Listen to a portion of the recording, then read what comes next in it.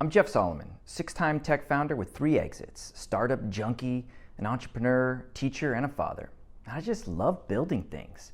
Whether it's a piece of software or a cabinet, it's that in the trenches feeling of working with my hands and using my mind to create something from nothing that gets me going. I'm passionate about sharing my experience with others, and I've been investing in startups and advising entrepreneurs for 2 decades.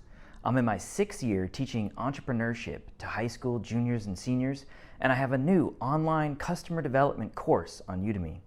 I get so much pleasure watching a founder or a student grow as an entrepreneur, and when something finally clicks for them, I love it. At this point in my career, it's so much less about the money and more about the impact. It just feels good.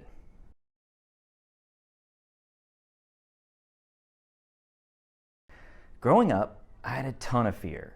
Fear of failure, fear of not looking good, fear of being wrong, fear of people in general. In high school, which incidentally and ironically is the same school I now teach at, I was a terrible student. This was not for lack of trying, and certainly not for lack of intelligence, although for a while I thought it was. My poor performance as a student turned out to be my inability to conform to a standard of learning and growing that many schools subscribe to. I just didn't fit the mold. But as I began my professional journey as an entrepreneur, I realized that there were in fact many molds and new ones being created all the time. I learned to find my own path from A to Z, and this became my entrepreneurial mantra. All that fear that stopped me from pursuing interests and taking risks eroded away, and I started playing the game of being an entrepreneur. I say game because when I started looking at it as a challenge or something that had me stopped by fear as an opportunity to find a hidden path to success, I began to move forward. Over time, I honed what is now one of my greatest skills, which is simply figuring it out.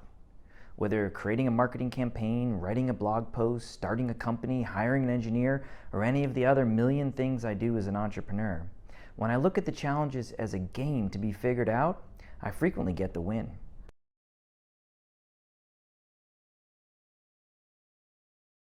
The biggest blocker of motivation for me is feeling overwhelmed.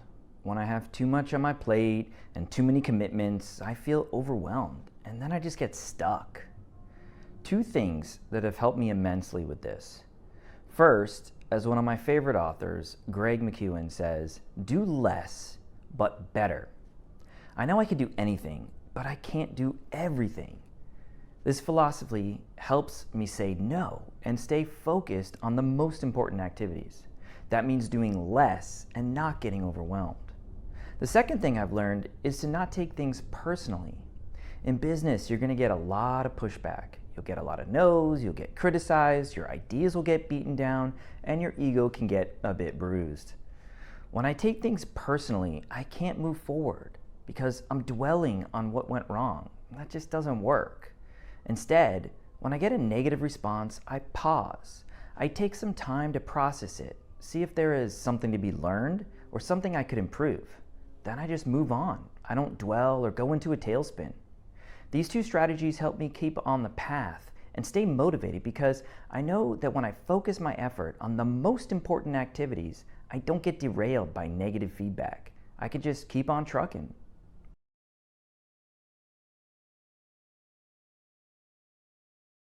For me, fear comes in 2 forms.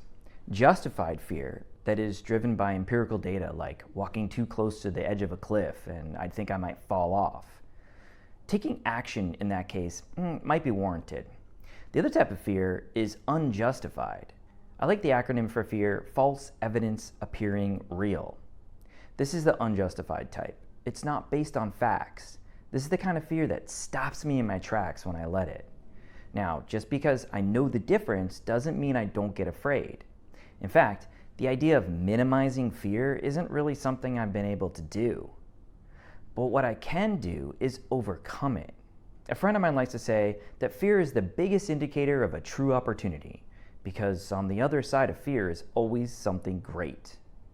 It's our mind and body saying, hey, this is going to be hard, but if you push through it, you're going to be able to figure something big out. That's how I do it. I stopped thinking about what might happen if I move forward with a big idea or a new process, a difficult conversation or a different approach or whatever's making me afraid. And I just start thinking about what might be on the other side of fear. I think about the great opportunity in front of me, and I'm lucky to have this chance to go out there and get it.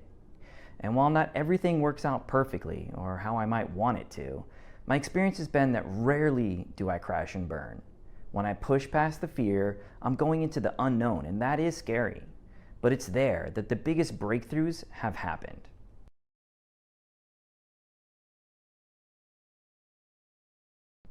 Practice. Sure, there are those entrepreneurs that nail it on their first try, but it's been my experience that it takes a lot of practice to become great at something.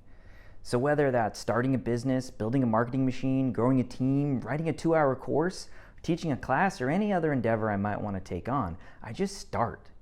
I shoot for little acts of progress.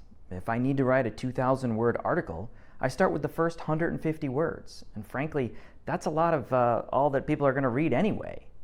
So if you want to get out there and do something, start by getting small wins. Don't spend a year building a piece of software with all the bells and whistles you've been dreaming of. Build one feature, test it, get out in front of people, get feedback, get a win under your belt. Just like getting those first 150 words down on paper, it's often 1 or 2 features of a piece of software that really hook people anyway. It's the little things that win, so I just focus on that. And when I put together enough little wins, suddenly I realize I built something pretty meaningful.